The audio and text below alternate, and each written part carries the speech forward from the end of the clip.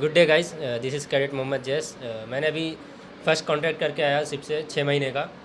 तो मैं एक एडवाइस देना चाहता हूँ कि जो जो अभी ज्वाइन कर रहे हैं बच्चे, उन लोगों के लिए जो अभी प्रिपरेशन कर रहे हैं इंटरव्यू के लिए या शिप के लिए, कि खुद को जो एडाप्टेबिलिटी स्किल्स होती है, जो इंटरव्यू में हम लोग बोलते हैं, वो तुम्हारे अंदर रियलिटी में होनी चाहिए। वो शिप पे बहुत ज़्यादा काम आती है। अगर नहीं है तो ये चीज़ तुम अपने अंदर लाओ कि तुम खुद को किसी भी सिचुएशन में अडॉप्ट कर सको। जैसे कि मेरे साथ हुआ था कि मैं जब से स्टार्टिंग में ज्वाइन किया था, तो फर्स्ट 1 महीने के बाद जब रोलिंग वगैरह स्टार्ट हुई थी, तो मुझे स्टार्ट हुआ था, थोड़ा सा चक्कर वक्कर आ रहा था, सर में दर्द हुआ था। फिर उसके बाद थोड़ा और रोलिंग हुई तो वॉमिटिंग स्टार्ट हुई, तो मैंने लोगों को कांटेक्ट किया, साहिल भाई को कांटेक्ट किया। तो इन्होंने बताया कि मुझे कि पानी कम पियो और खाना थोड़ा ज़्यादा खाओ, उससे थोड़ा रिलीफ मिलेगा। तो फिर भी वो तो कर रहा था, थोड़ा सा मतलब पूरी तरह से ठीक नहीं हुआ था। तो एक दिन में कम से कम 10-12-15 बार उल्टी हुई थी। फिर उसके बाद ब्लड भी आना स्टार्ट हो गया था, वॉमिटिंग हो रही थी, खून निकल रहा था मुंह से।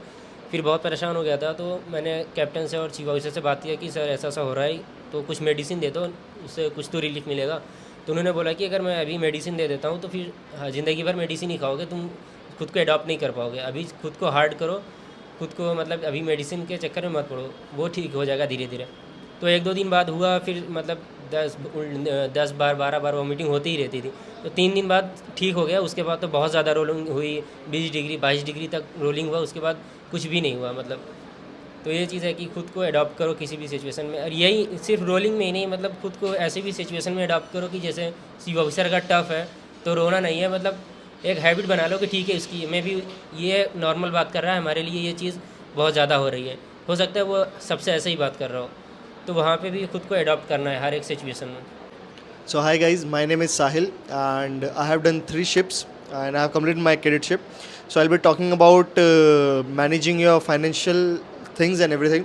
So see, mostly क्या होता है when we go to our ship and come back, क्या होता है ना, एक बहुत कम एज में we start earning money. Okay, so एक रहता है कि now I'll buy a iPhone, I'll buy a earbuds, मैं बाइक खरीदूंगा, मैं ये खरीदूंगा, मैं वो खरीदूंगा. So see, that all is a part of life. ठीक है, सबका मन करता है, मेरा भी करता है, ठीक है, मैं ये खरीदूँ वो खरीदूँ. But it's my suggestion to you guys कि एटलीस्ट अपनी 1.5 शिप का पैसा अपने पास बचा के रखो. लाइक अपने पास कम से कम 3 लाख रुपया बचा के रखो. ठीक है, क्योंकि देखो तुमको पता है after this 3rd ship when you come back you have to do advance course like GMDSS 30-40 हज़ार का. ठीक है, then you do ROC RPAC disc, वो 25-30 हज़ार का पड़ता है. फंक्शंस करोगे 40 हज़ार का. देन 6-7 महीने का रहना खाना पीना 70-80 हज़ार तो तुम्हारा उसी में लग गया. ठीक है, और तुम खर्चे ज़्यादा करते तो और ज़्यादा लग गया. तो देखो तुमको पता नहीं चलेगा तुम्हारा 2.5-3 लाख रुपया कहाँ चला जाएगा. तुम एग्जाम्स में दोगे, ठीक है, तुम्हें GC करानी है, एंडोर्समेंट करानी है, तो उन सब चीज़ों में पैसा लगता है. So always plan things accordingly. ये नहीं कि तुम फर्स्ट शिप के बाद ही आके हवा में उड़ रहे हो कि भाई अभी मेरे पास पैसा आ गया, महीने का 40-50 हज़ार रुपये कमा रहा हूँ, चलो एक आईफोन खरीद लेते हैं. अरे यार सोसाइटी में अच्छा लगेगा कि हाँ भाई ठीक है, जॉर्डन्स खरीद लेता हूँ, ये खरीद लेता हूँ, वो खरीद लेता हूँ. So manage your things accordingly. ठीक है, एंड जैसे जो बेवकूफ़ी मैंने करी, I tell you what I did. First ship के बाद I had a waiting period of 2.5 months. तो चलो ठीक है, वो ठीक था, इतना मैं यूटिलाइज़ नहीं कर पाया.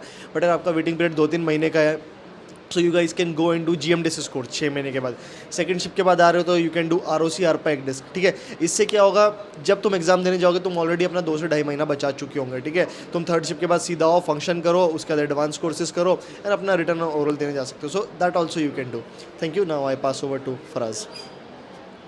Hi guys, this is Faraz and currently I've completed my first ship which is of 7th month, and I want to tell you about one quality which is very important called mental stability. देखो guys, mental stability जहाज़ पे होना ना बहुत important है. जहाज़ पे बहुत सारी सिचुएशंस आएंगी जब ऐसा लगेगा तुम्हें कि यार मुझसे नहीं हो रहा है. जैसे मेरे साथ, मेरा रियल एग्जांपल बताता हूँ. मेरे साथ क्या हुआ, मैं जहाज़ पे था, जहाज़ हमारा फुजायरा टू नाइजीरिया रन पे था. तो हम नाइजीरिया के नीचे से हम साउथ अफ्रीका सरकम नेविगेट कर रहे थे. तो मेरे इंटरनेट बंद हो गया और मुझे पता नहीं चल रहा था कि मेरे घर पे क्या हो रहा है, और मेरे घर से बात नहीं हो रही थी. 2 दिन हो गए. तो उसी बीच में ना मेरे बड़े पापा एक्सपायर हो गए.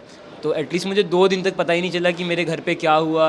और मैंने 2 दिन बाद जब इंटरनेट आया, मैसेज आया, बहुत से लोग का एक साथ मैसेज आया कि ये घर पे हो गया है. तो उस टाइम पे मेरे साथ जो मेरे ऑफिसर्स थे जो कि बहुत ही अच्छे थे, उन्होंने मुझे संभाला, धीरे धीरे मुझे चीज़ें बताई कि क्या क्या चीज़ कैसे मैनेज करनी है. और सबसे पहली चीज़ उन्होंने मुझे सिखाया कि तुम्हारे लिए प्रायोरिटी क्या है, तुम्हारे लिए अभी घर जाना है यहाँ से जहाज़ छोड़ के, जबकि घर पे कुछ ना मिलता मुझे, ऑलरेडी सब कुछ हो चुका था घर पे, ऑलरेडी उनको दफन कर दिया गया था। बट उन्होंने बताया कि अभी तुम्हारी प्रायोरिटी क्या है, फर्स्ट शिप पे तुम अपना ये रिमार्क लगाना चाहते हो कि तुम जहाज़ छोड़ के गए या फिर ऐसा कुछ। बट फिर उन्होंने समझाया, तब फिर धीरे धीरे चीज़ें मेरे भी समझ में आई। मैंने भी अपना जितना माइंड में जो माइंड सेटअप होता है उसको उस हिसाब से बनाया कि मैं स्ट्रांग रहूँ। फिर मैं घर गया और सर मैं घर गया, फिर घर पे जो मेरे बड़ी मम्मी थी उनको जो सपोर्ट होता है वो दिया। तो ऐसा नहीं है कि चीज़ें लेट हो गई, बट उस जगह पे मेरा जो वो डिसीजन था कि जहाज़ पे रहना और जो कुछ हुआ उसे सह लेना, वो बहुत ही अच्छा था। बाद में मुझे समझ में आता है कितना अच्छा था। तो यही रहेगा कि जहाँ अपने माइंडसेट को इस हिसाब से मेकअप करो कि तुम्हें कुछ छोटी मोटी चीज़ हो या फिर बड़ी चीज़ें हों तो उससे तुम्हें डिस्टर्बेंस ना क्रिएट हो, और जो तुम्हारा जो गोल है वो तुम अचीव कर सको आसानी से। Hello guys, my name is Shrey Sethi and I have completed my first ship.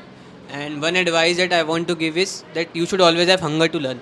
जैसे अब अभी आप प्रिपरेशन कर रहे हो, मर्चेंट नेवी की प्रिपरेशन कर रहे हो, IMSCT का एग्ज़ाम देना है, इंटरव्यू देने हैं, तो जितना ज़्यादा अभी तक आप सीख सकते हो मर्चेंट नेवी के बारे में, जितना ज़्यादा जान सकते हो, और अगर आप वो चीज़ें इंटरव्यू में बताओगे तो ये मतलब वो लोग देखेंगे कि तुम्हारे अंदर पैशन है। जो इंटरव्यू ले रहा होगा वो देखेगा कि तुम्हारे अंदर पैशन है, तुम अभी से मर्चेंट शिप के बारे में जान रहे हो, तो फिर तुम उधर जाओगे तो और कितना सीख सकते हो। तो जो इंटरव्यू की प्रिपरेशन कर रहा है और इसकी प्रिपरेशन कर रहा है, तो जितना ज़्यादा जान सकता है उतना ज़्यादा जाने। फिर जैसे तुम शिप पे जाओगे तो उसके बाद सब कुछ तुम्हारे सामने होगा, वॉच करोगे चीफ ऑफिसर के साथ तभी भी सब कुछ सामने है। पर अगर तुम्हारे अंदर वो होगा नहीं कि तुमको ये चीज़ सीखनी है, ये चीज़ सीखनी है, वो इनिशिएटिव नहीं लोगे सीखने का, तो कोई कुछ नहीं सिखाएगा। अब तुम अगर चीफ ऑफिसर से पूछोगे कि मेरे को ये भी जानना है, इस इक्विपमेंट का क्या है, इस इक्विपमेंट का क्या यूज़ है, तो तुम ज़्यादा से ज़्यादा सीख सकते हो। तो I will give that advice that you should always have hunger to learn that's